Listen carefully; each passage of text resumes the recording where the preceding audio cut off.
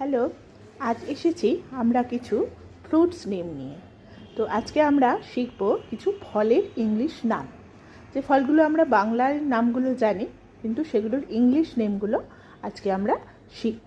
তো চলুন দেখি আজকে কী কী ফলের নাম আমরা শিখতে চলেছি। তো এখানে ফলের নামগুলো এবং ইংলিশ নেমগুলো লেখা আছে।